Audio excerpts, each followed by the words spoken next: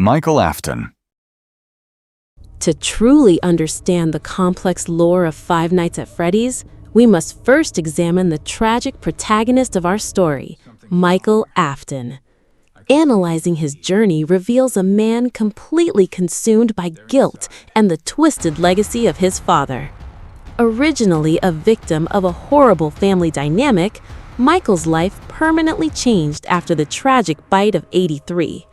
However, his true transformation occurred deep within the subterranean facility of Circus Baby's Entertainment and Rental. Here, his own sister's animatronic shell violently scooped out his internal organs, using his body as a literal skin suit to escape to the surface. But Michael did not die. Infused with remnant, his skin decayed into a terrifying, unnatural purple hue, leaving him a walking corpse. He dedicated the rest of his unnatural life to traveling from location to location, systematically undoing his father's horrific work. Michael is the ultimate tragic hero of the franchise, a man who endured unimaginable physical and psychological torment simply to burn away the sins of the Afton family name. The Crying Child. The historical foundation of the entire franchise's psychological horror begins with one incredibly fragile victim, the crying child. Exploring the events of 1983, we witness a young boy completely paralyzed by profound, inescapable terror. He is constantly tormented by his older brother, forced to live in absolute fear of the very animatronic characters his father helped create.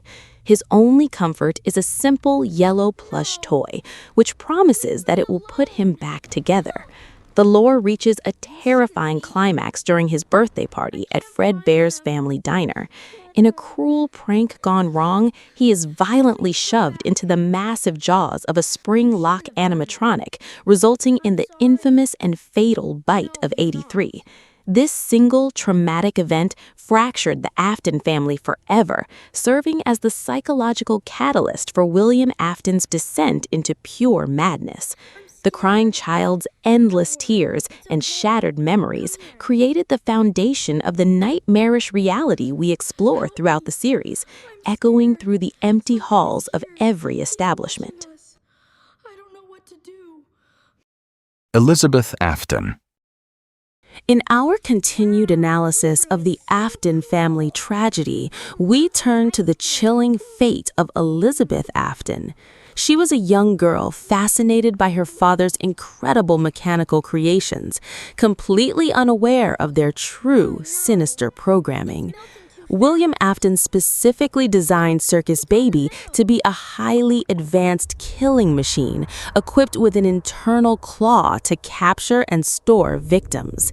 He explicitly warned Elizabeth to never approach the animatronic, yet her innocent curiosity ultimately sealed her dark fate. In a moment of isolation, the programming triggered and Circus Baby violently pulled Elizabeth inside her metallic stomach.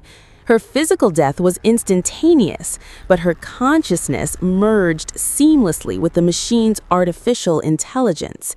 This fusion created a terrifyingly manipulative entity driven by a desperate desire to make her father proud.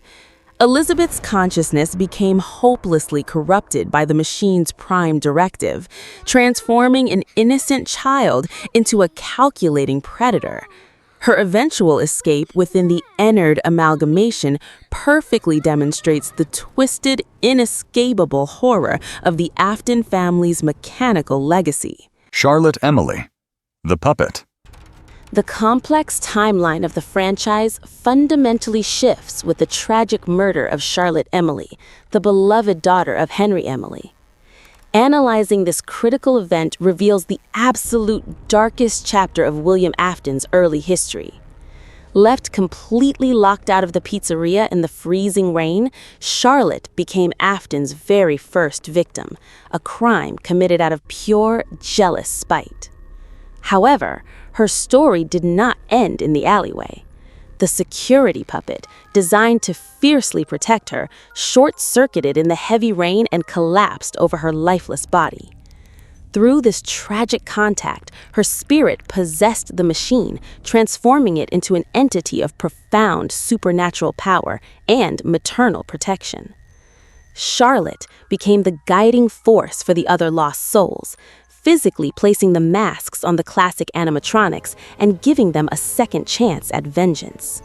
She is the quiet, weeping guardian of the franchise's overarching lore, an intelligent spirit trapped within a wooden shell, completely determined to stop William Afton's endless cycle of senseless violence forever. Cassidy, Golden Freddy. When we examine the deeply fractured spirits trapped within the pizzeria, one entity stands far above the rest in terms of raw, unadulterated power. Cassidy, the vengeful spirit possessing Golden Freddy. While the other missing children seek simple revenge, Cassidy is driven by a terrifying, boundless fury. She is frequently referred to as the one you should not have killed. Unlike the standard animatronics bound by physical endoskeletons, Golden Freddy operates as a terrifying paranormal projection capable of teleportation, inducing massive auditory hallucinations and crashing the very fabric of reality itself. Cassidy refuses to simply let William Afton die and pass on. Instead, she meticulously engineers the ultimate psychological prison, trapping his consciousness in the endless, agonizing loop of ultimate custom night. By forcing Afton to endlessly face his own twisted creations, Cassidy becomes the architect of his eternal damnation. This spirit represents the absolute peak of supernatural consequence in the franchise, proving that some sins are far too great to ever be forgiven or forgotten. The Missing Children. The historical tragedy of the franchise revolves entirely around the infamous missing children incident of 1985. To understand the deep lore, we must analyze the luring of Susie, Fritz, Gabriel, Jeremy, and Cassidy. Wearing the golden spring Bonnie suit, William Afton gained their innocent trust, manipulating them into the secluded safe room. Their lives were brutally ended, but their profound terror anchored their souls to the physical world. Afton sinisterly stuffed their bodies inside the main Fazbear cast to hide his crimes, unintentionally binding their spirits to the heavy mechanical endoskeletons. This fusion of decaying organic matter, extreme emotional trauma, and the metallic substance known as remnant transformed them into confused, aggressive entities. They wander the dark halls at night, unable to distinguish between an innocent night guard and their cold-blooded killer. These ghostly children are not mindless monsters, but rather they are deeply traumatized prisoners trapped in fur and metal purgatory, desperately searching for a peace they were violently denied. Henry Emily. In any scientific breakdown of the franchise's timeline, Henry Emily emerges as the brilliant but deeply flawed architect of both the wonder and the horror. He was the original engineering genius who designed the beloved spring-lock suits alongside William Afton. However, Henry's brilliant technological achievements were violently overshadowed by Afton's profound malice. After losing his only daughter, Charlotte, and witnessing his creations being weaponized to harvest human lives, Henry retreated into a prolonged period of intense grief and isolation. Yet the lore confirms that he eventually returned to execute a masterstroke of strategic brilliance. Henry engineered the sprawling labyrinth of Freddy Fazbear's Pizzeria Simulator, a massive, elaborate trap designed specifically to gather all remaining haunted animatronics into one central location. His ultimate solution was absolute thermal destruction. By burning the facility to the ground, he successfully neutralized the volatile remnant, finally releasing the trapped souls of the children and ending Afton's reign. Henry is the ultimate tragic mastermind who sacrificed everything to correct his partner's sins. William Afton, Springtrap. In any scientific breakdown of the franchise's timeline, Henry Emily emerges as the brilliant but deeply flawed architect of both the wonder and the horror. He was the original engineering genius who designed the beloved springlock suits alongside William Afton.